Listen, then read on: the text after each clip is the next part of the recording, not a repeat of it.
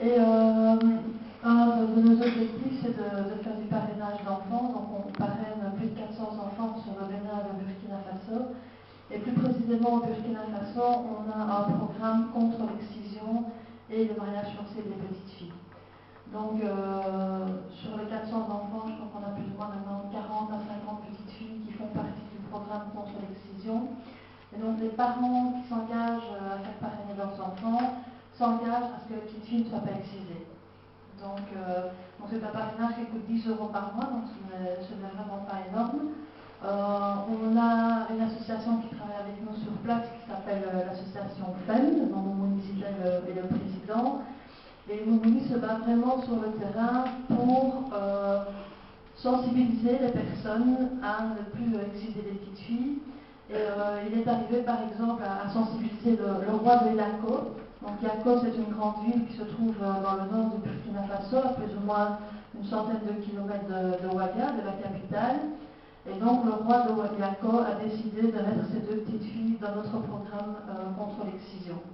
Et donc, ce faisant, c'est tous les villages, toutes les communes qui sont sous l'autorité du roi de Yako qui ne pratiquera plus l'excision des petites filles.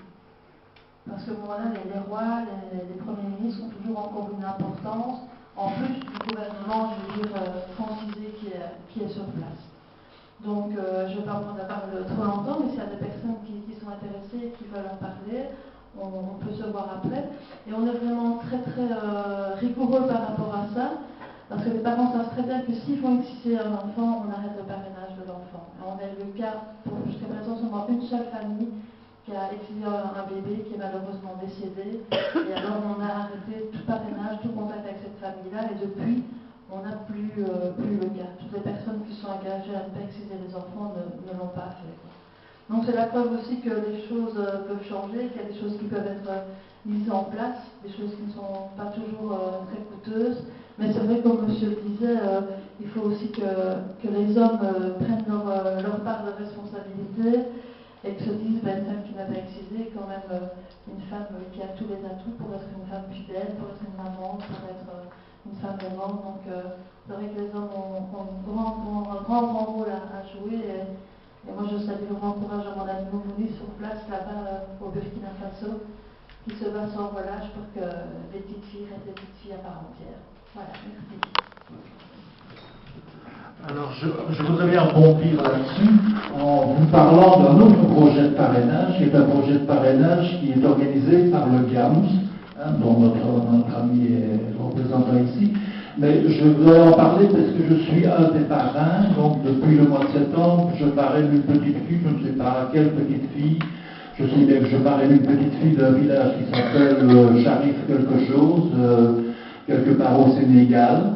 Et je verse tous les mois 20 € qui servent 15 € pour la scolarisation de la petite fille et 5 € pour l'organisation locale par les équipes de GAMS sur place et d'une autre association aussi. Et donc l'idée de ce parrainage, c'est que la même chose, comme a dit Fabienne, c'est un contrat qui est fait avec les parents pour leur dire, voilà, je m'engage à ne pas exciser ma fille, à ne pas la marier de force et à la scolariser, parce que la scolarisation, ça permet aussi d'éveiller les enfants à la culture, ça permet d'éviter qu'ils partent directement au travail et qu'ils ne... Bon, là, la scolarisation leur donne une ouverture sur le monde, on sait bien, c'est pas d'hier. Et voilà, donc ça c'est un projet, c'est le projet Bilingara, je pense que tu as amené des brochures, on a des brochures au niveau nom du GAMS qui sont là sur la feuille de fenêtre, je présume.